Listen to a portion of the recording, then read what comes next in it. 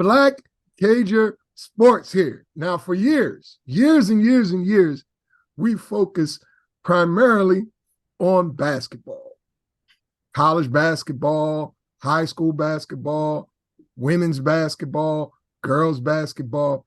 But this time of year, it's only right that we delve into the goings on the gridiron. So I was looking around the universe. I was like, who would be the absolute best possible guest I could get to talk about some NFL football? And this podcast just keeps popping up on my timeline every week, and I can't turn away. You know, I'm totally captivated and mesmerized by the passion and the personality that Miss Nicole Scott exhibits on a weekly basis. So I'd like to welcome Nicole, and her podcast is A League of My Own.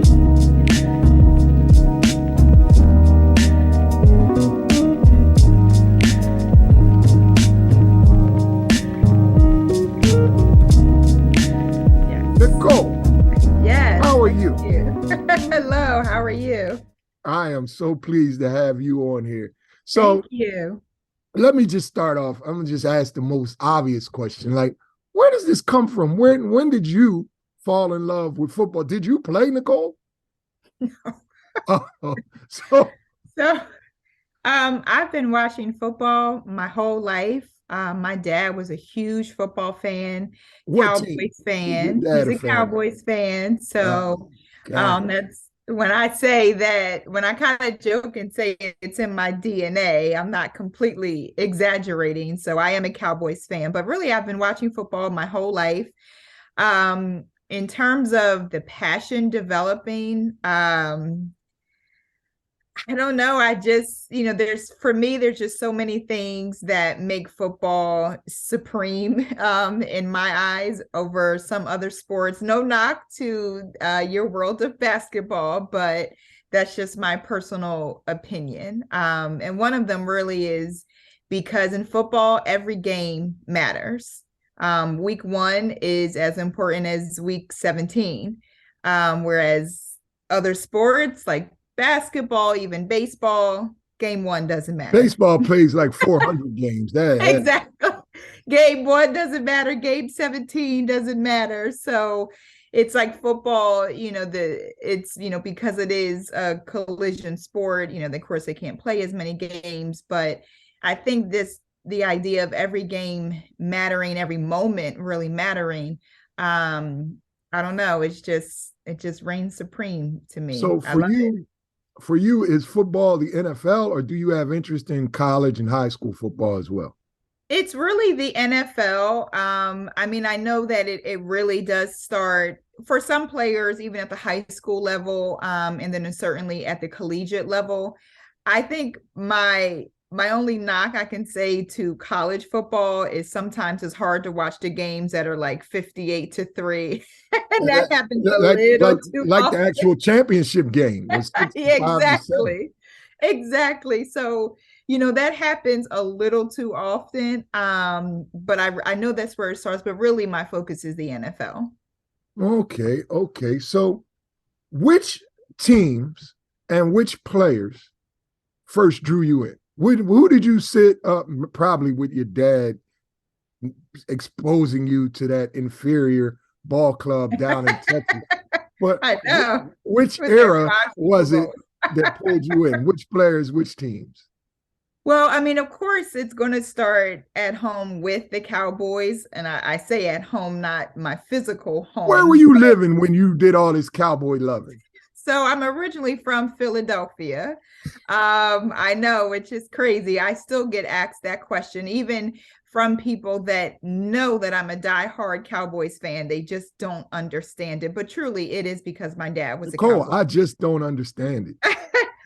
My dad grew up a Cowboys fan. When my dad was watching football, it was back in our heyday. It was back in the days of Staubach, and everybody loved the Cowboys. You go back to Staubach and Dorsett? Not me per se, but my dad. I do. So. I didn't think you I thought you were more like Aikman and those guys. Yeah, so really that I would say for that, but for me, it was really, yes, it was the days of Aikman and Irvin And Emmett. and Emmett, of course, and of course the fabulous offensive line of the Dallas Cowboys. So that's really where it started for me. But now I can say In I high truly have a school, you love were for the walking game. around talking about the Cowboys in high school. No, that's the thing. Really, my passion, I guess I'll say exuding my passion for football has probably come out more so in the past maybe 15 years or so. Okay. I think now I'm just, So then, this was an adult decision to like the Cowboys. well, liking the Cowboys is part of my DNA. Oh, My okay. passion for football Was is an more adult of an decision. adult decision, so to Okay. speak. Yeah. So I think it's now I'm old enough to really understand the X's and O's of the game beyond the entertainment value that it brings. So yeah, that's how I got here. So do you find yourself all alone hanging out with the guys on Sundays, or do some of your female friends share your fervent interest and your passion for the game, or are you kind of all No. alone in that? I'm kind of all alone in a way. I mean, I do have friends that watch football. Are they going to do a podcast on football like I do? No. But they appreciate the sport of it. They are more basketball Good for oriented them. because they were basketball You players. kind of said that kind of condescendingly, No, not at all. One of my closest friends He's a is hoop a head. Hall of Famer for when she played at Temple. So What's this? her name is Stacy Smalls. I know Cheltenham High School. Cheltenham High School. Yep, I that's where I I know went. And exactly who Miss Smalls is. yeah, well, yeah, everyone should know who Stacy is. Yes. So, yeah, just because basketball is like for her, so she gravitates more towards basketball, but still appreciates the sport of football. So, I to answer your question, I'm either alone or I am hanging with my guy friends watching football. So, yeah. Okay. So when did you come up with the idea for a league of my own?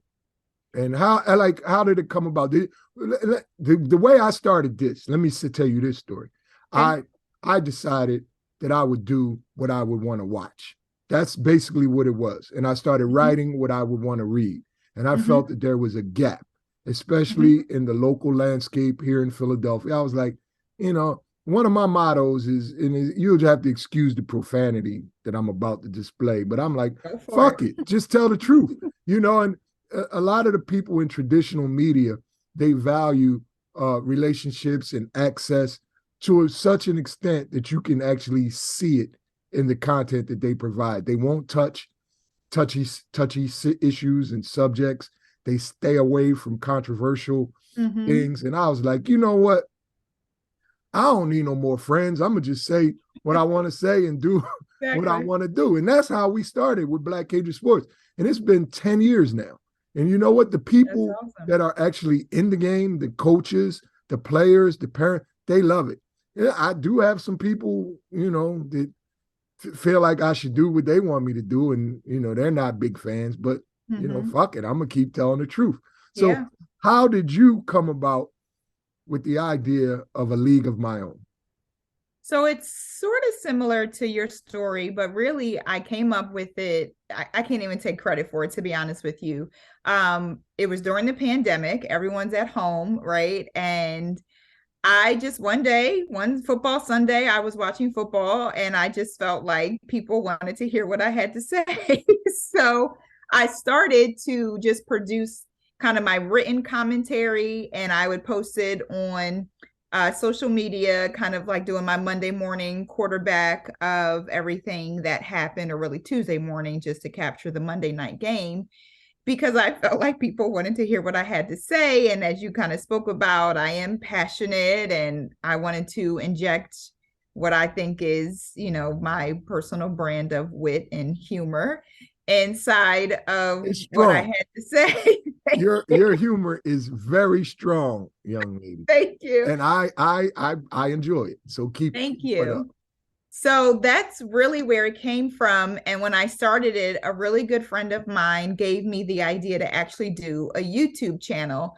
I wasn't totally comfortable with the idea of really talking to myself because I just thought it was silly. I'm like, who's really going to watch me talk to myself for even 30 minutes?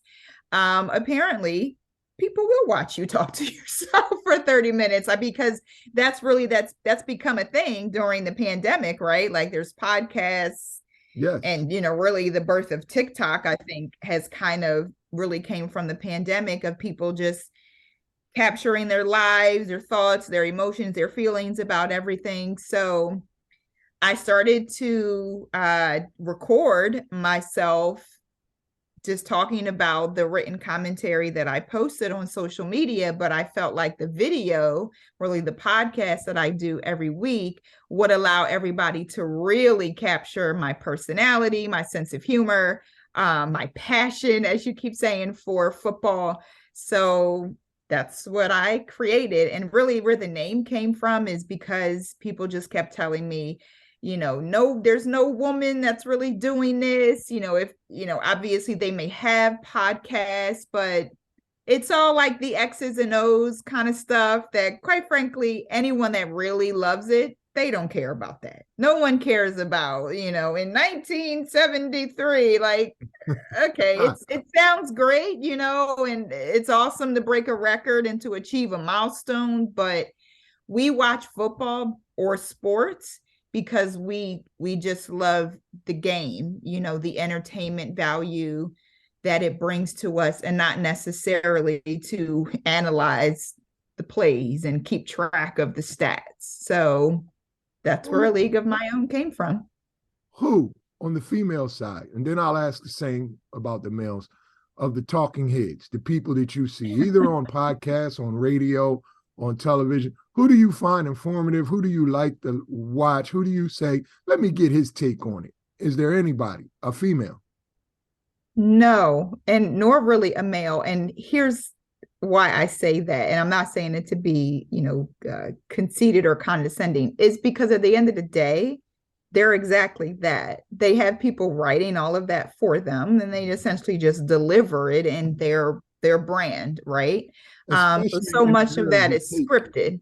Yes, they just have, and sort of they create these like disagreements, just Correct. for the sake of TV. I'll take this It's a path, script. you take, yes. See, Mm-hmm. nobody though. How about Jamel Hill? And she's willing to go out there. It's kind of cost her, but she's Yeah, bouncing back. yeah, Carrie Champion, she's taking some stances, uh whew, football, I don't really watch. yeah, I watch you. I yeah. don't watch the rest of it. Well, see, that's my point. Is and it's I honestly probably the thing that I'm going to watch that I watch the most is really Good Morning Football, because I enjoy. Who's that? Who are the heads on that? So it comes on the NFL Network Monday through Friday, 7 to 10. I enjoy their show because it's not just the X's and the O's. It's not totally scripted. A lot of it is, but you still can tell when they're giving their own, they are injecting their own personality, their own brand inside of it. So I do enjoy watching them. They're great with recapping all the highlights from, the day before. So that's really my go-to, but I honestly don't really watch anything on ESPN, none of it, to be Yeah. completely honest with you. I listen to myself. So I almost feel obligated to Mm-hmm. ask you this. I know you said you're not really big on college football, but the inescapable presence of Coach Prime is something I think that, is worth spending a few minutes on.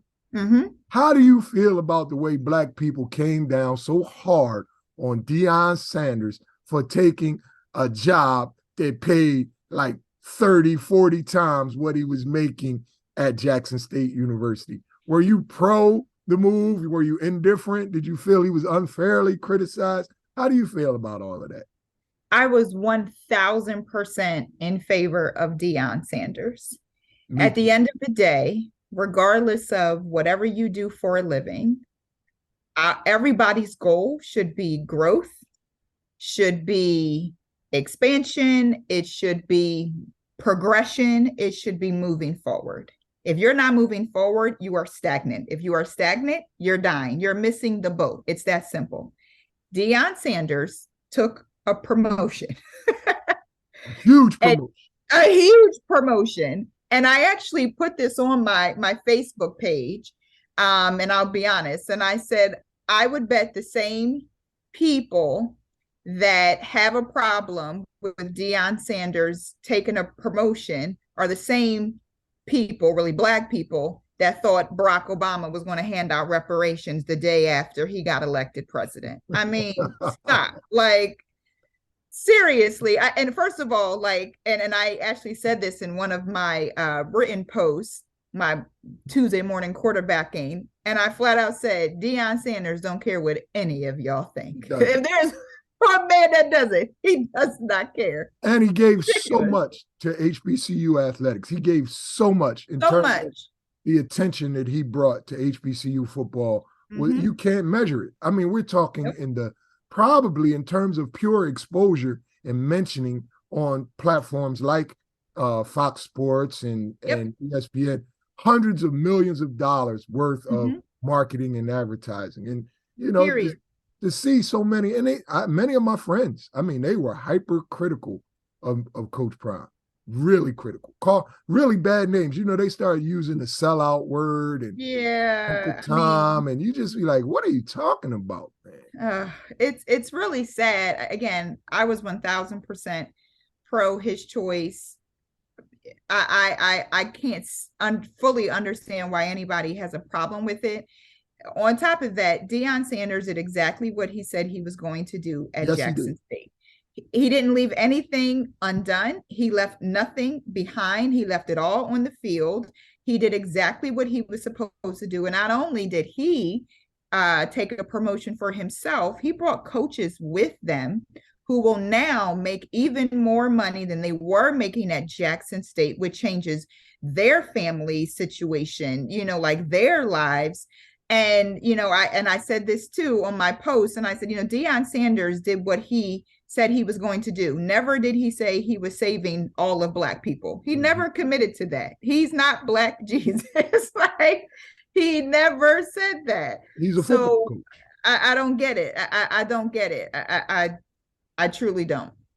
So, you know, my thing is like, I know it's not exactly the same, but take Aaron Glenn. Okay. Aaron Glenn is a coordinator. The team is escaping me right now, but he's a former NFL player. He's going to be interviewed. I believe he is a defensive coordinator for the Lions, maybe, if I'm not mistaken. He's going to be interviewed for the head coaching job in Indianapolis.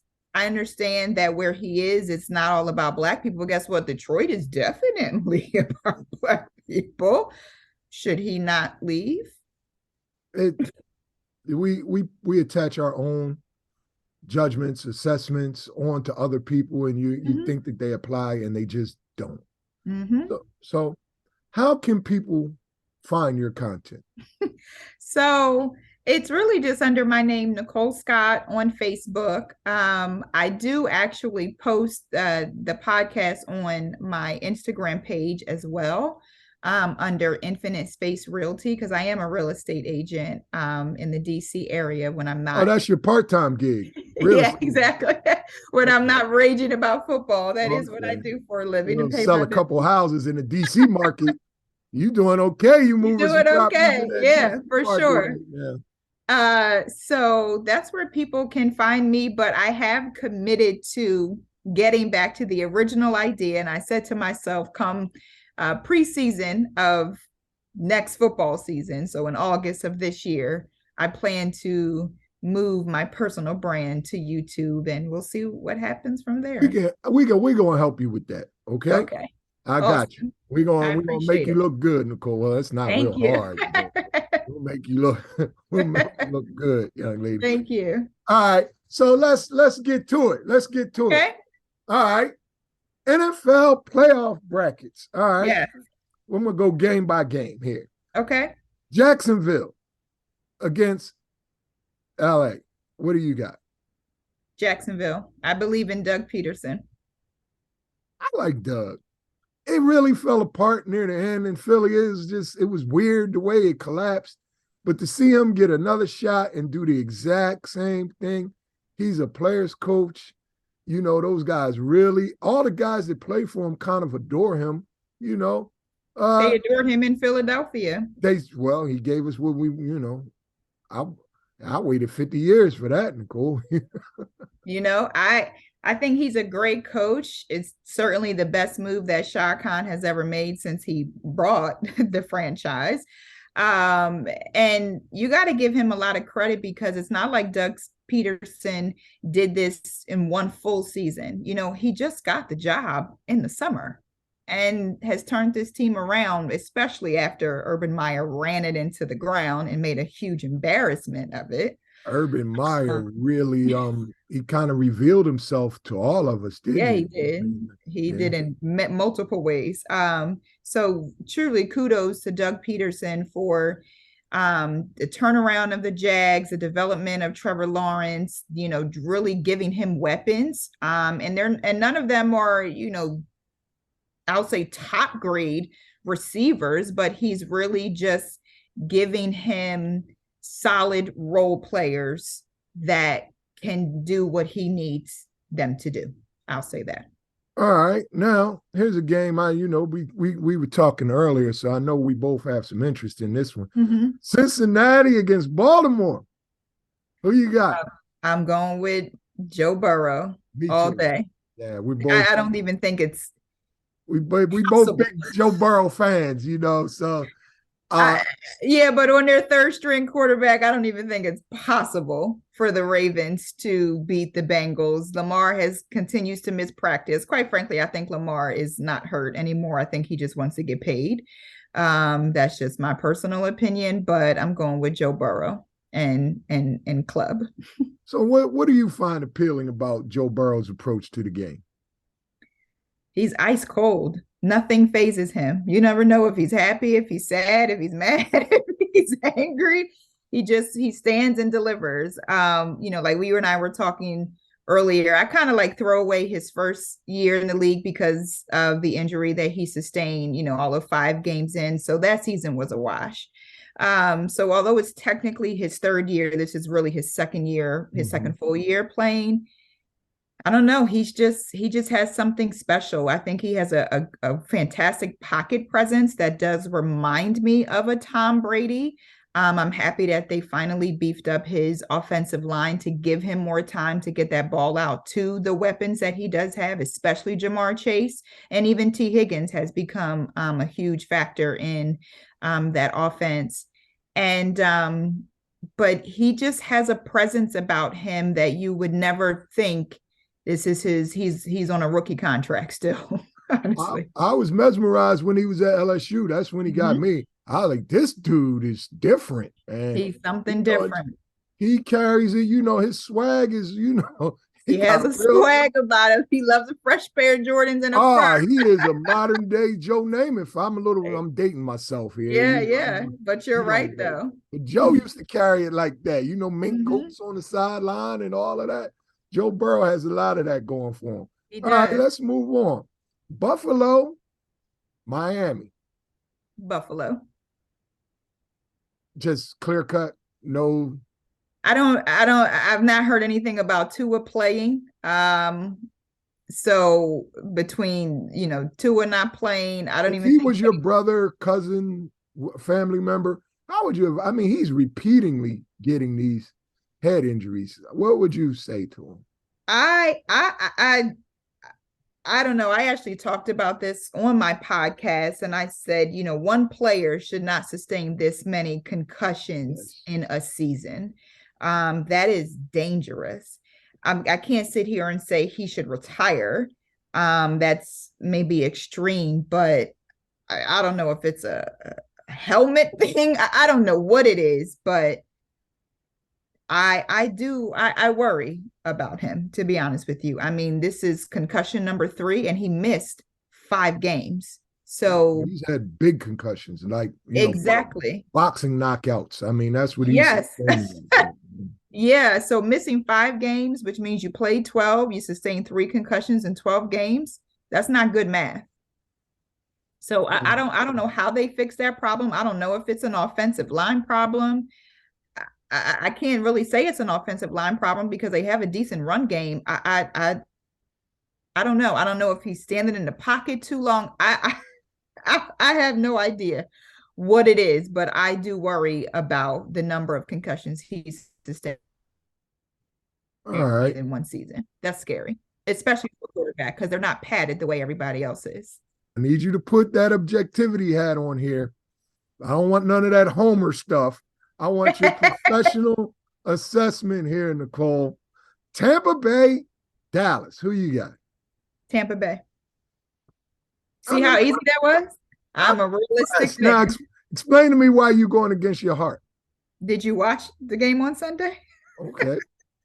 But I've been watching that for 15 years. Like, it ain't nothing.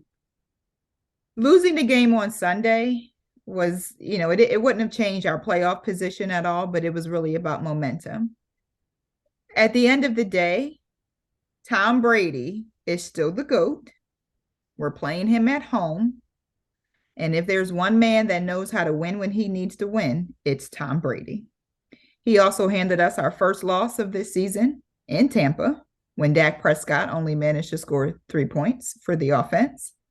So I'm going to be even more honest. I mean, I will truly be blown away if the Cowboys win. Not only do I think the Cowboys are going to lose, I think we might get the snot beat out of us, to be honest with you. I do. Now, this is coming from a diehard. I am a diehard Cowboys fan. I will never betray them no matter what. But at the end of the day, Dak Prescott, when they show you who they are, believe them. Dak Prescott has shown he cannot perform under pressure. Wait a minute, we have breaking news. You're ready to move on from Dak Prescott? I am. I am. How much money y'all owe that man? Too much. Ooh.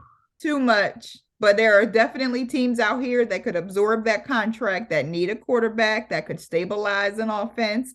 Dak is always going to give you great numbers. He's always going to, like I said, he's a good field general. He manages the clock and the field pretty well. Is he going to bring us to the promised land? No. All right. Now, one of my best friends is like a crazy. I mean, this is crazy. I mean, he flies from Philly to Minnesota a couple times a year to watch the Vikings. I mean, this guy, he lives and dies with these Vikings. What do you think his team is going to do this weekend against the Giants? Giants, Vikings. I'm going with the Vikings. Okay. Yeah. I think I will say this. If there is a game that could be a toss-up, that's one of them. The other game is probably going to be the Jags and the Chargers is another toss-up, but I still believe in Doug Peterson. The Chargers just really don't do anything for anybody, right? Like they're always a team that's like, oh, thank God we made it. It's like, that's kind of, they always are. But back to the Vikings, I think the Giants can give them a run for their money. I think they may have a hard time slowing down Saquon, maybe a little bit. The Vikings do have a decent defense when they kind of want to show up. I know that they did the whole 36-0, but you still let the Colts hang 36 points on you. So, even though half of that was probably the Colts defense, but Kirk Cousins has like fairy dust tucked inside somewhere. So I don't. That guy Jefferson might be the best football player I've seen in a few years now. When they played the Eagles, I watched it. I mean, his guy single-handedly, I just single-handedly just made plays that just kept changing the game. He is on Randy Moss's level. He is on Jerry Rice's level. And if he's already passed Randy Moss and Chris Carter, in terms of stats in a season, and he did that like 3 weeks ago. So he is truly the definition of a game changer. He's Yes. always at the ball. I don't know how. It's like, how did you keep letting this man get open? Why is he not quadruple covered?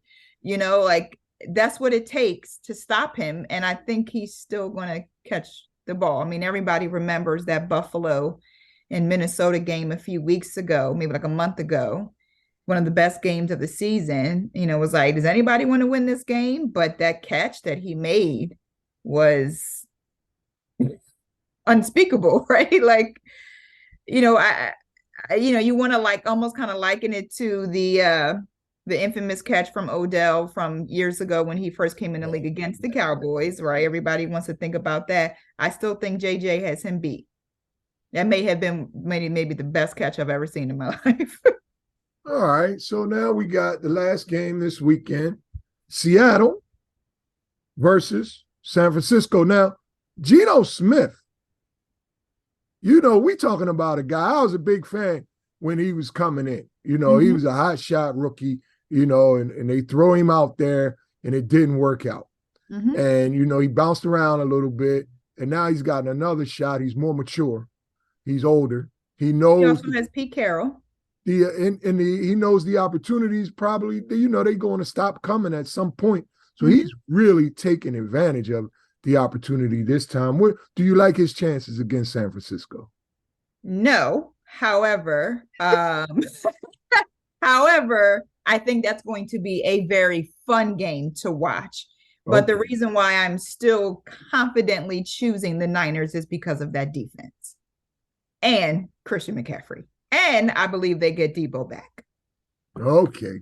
So you got KC and Philadelphia just chilling, sitting back, turning on the grill, watching, waiting, drinking a few beers. Let all these guys sort all that stuff out. How do you see it playing out going forward? Who's going to be in the AFC, NFC championship game, and who's in the Super Bowl? My prediction for the championship games will be Bengals and Chiefs. Okay, Burrow and Mahomes, and Philly and San Francisco. So who does Philadelphia make it all the way? If there is a team that can upset the Niners, it would be the Eagles. Upset. I know. It almost hurts me to say it because I'm a Cowboys fan. Come on, Nicole. This is all about the facts of the game. It's not about allegiance or favorites. It's the facts of the game in terms of who's staying. Like I said this, I know a couple weeks ago in my podcast, Jalen Hurts might be the most improved player from last year to this year in no the doubt. entire league. So, obviously getting him a weapon in AJ Brown was huge. He's a beast. If there's anybody that can give the Niners a run for their money, it's the Eagles. Why do you keep framing it, imposing it like that? I have to. I'm a Cowboys fan. Oh my goodness. Because I'll still say this, because the reason why I'm still saying that is because the Niners still have a very dominant defense. The Eagles defense is, kind of like this, right? Their D line is amazing. Yeah. But, after losing Sweat, it's like, they lost a big pass rusher in him, right? But the Niners are ferocious, right? They remind you of old school defense, right? That's I don't know how you get past that defense, and whether you got Jimmy Garoppolo or Brock Purdy. Brock Purdy's thrown at least 3 touchdowns in every game that he's played. He's literally Mr. Irrelevant, last pick of the draft. So how does that happen? Who's holding the Lombardi Trophy at the end of the day? Patrick Mahomes. Boo. I know. Listen, when you can play Ring Around the Rosie on the field, when you can play Ring Around the Rosie, that says something. If it's not Patrick Mahomes, again, I love Joe Burrow, But if I'm choosing somebody come out of the NFC, it's the Niners. And that will be a pretty awesome story because they lost Jimmy at one point, George Kittle. They shipped off Raheem Mostert and Jeff Wilson to the Dolphins. They lost Debo. They lost Elijah Mitchell. They brought in CMC at the perfect time. They But still got Big Red, though. Big Red gets it done. Big Red is a Hall of Fame coach. He is. I mean, he just gets it done, man. I'm a huge Big Red fan. The hard part, what makes it hard to beat the Chiefs, although Joe Burrow is the only quarterback to beat Patrick Mahomes in every meeting, what makes it hard to beat the Chiefs is that constant rotation of personnel. So nobody ever gets tired. The person that's on the field the most is Patrick Mahomes. Mm-hmm. But, they constantly are rotating their offensive line. They constantly rotate their receivers. You don't know who's going to have a big game on any day, right? You always know he's going to feed Kelsey. He has to feed Kelsey. The leading receiver might be Jerick McKinnon, might be Marquez Valdez, might be Juju, might be, Mecole Hardman. You never know. That's why it's so hard to beat them. This is what I know. The Eagles going to win the Super Bowl, and my friend Nicole, she's going to just be hating. She going to be hating because the Eagles going to win the Super Bowl. He might. Listen, if the Eagles get to the Super Bowl, I won't be surprised. If the Eagles win the Super Bowl, I can't say I'm totally surprised. That will be a great story too, especially for Nick Sirianni being in his second year. Jalen Bean, in his third year, second year as a starter. There's a lot of great stories to be had. But if you want just like my initial gut, I think Mahomes has one in him this year, but he has another 8 years on his contract, so he's got time. Well, I really, really appreciate you doing this. Now I might call you back right before the Super Bowl. Okay. And we'll be in touch till then. But Nicole Scott, A League of My Own. Give it to them again. Where can they find it, Nicole? Where can they find it? Facebook is just Nicole Scott, and then on Instagram. What day of the week though? Like when they want it hot? So I usually post on Wednesdays. I do have to get better at being more consistent, but it's usually on Wednesdays that I post. All right. Yeah. Well, thank you very much for coming on. Thank you. Down the road. Thank you. All right. Bye-bye.